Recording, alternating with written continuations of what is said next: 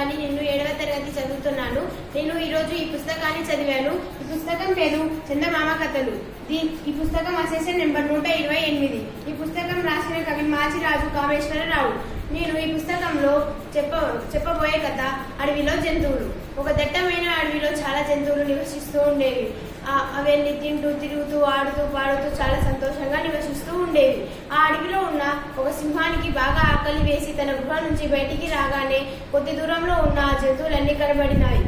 ఆ జంతువులన్నింటినీ చూసి ఆ సింహానికి మరింత ఆకలి కలిగి వెంటనే ఆ జంతువుల దగ్గరికి బయలుదేరి, ఆహా, ఈరోజు నాకు ఎంత మంచి ఆహారం దొరికిందో, మీ అందరినీ నేను ఇప్పుడే తినివేస్తాను అని చెప్పంగానే ఆ జంతువులని వణుకుంటూ, వద్దు సింహం రాజా, వద్దు, ఈ రోజుకి మమ్మల్ని వదిలిపెట్టండి అని బ్రతిమిలాడుతుండగా సింహానికి జాలి కలిగి, సరే, మీ అందరినీ నేను ఈరోజు వదిలేస్తాను, కానీ రేపటి నుంచి మీరు నా దగ్గరికి ఒకరొకరు రావాలి, నేను అప్పుడు తినివేస్తాను అని చెప్పి తన గృహ దగ్గరికి వెళ్ళింది.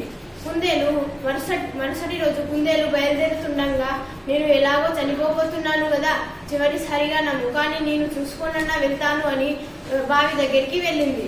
బావిలో తన ముఖాన్ని చూసుకున్నాగానే తనకు ఒక ఉపాయం కలిగింది. ఉపాయం వచ్చిన వెంటనే సింహం గృహ దగ్గరికి వెళ్ళి, సింహం రాజా, నువ్వే కదా ఈ అడవికి పెద్ద మహారాజువి, నీకంటే ఇంకొక మహారాజు వచ్చాడు, చూదురు రండి అని కుందేలు వెంబడే తోలుకపోయింది.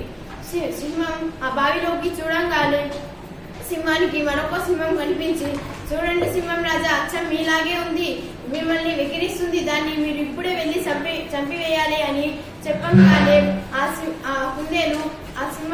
కుందేలు చెప్పంగానే సింహం వెంటనే బావిలోకి దూకేసింది. అప్పుడు సింహం మునిగిపోయింది. ఆ కుందేలు సంతోషంగా తన జంతువుల దగ్గరికి వెళ్ళిపోయింది. ఈ కథలో నీతి ఏమిటంటే, మనం ఏ పనైనా చేసేటప్పుడు, ఎక్కడికైనా వెళ్ళేటప్పుడు 1కి 2 సార్లు ఆలోచించి చేయాలి అని అంటారు. ధన్యవాదాలు.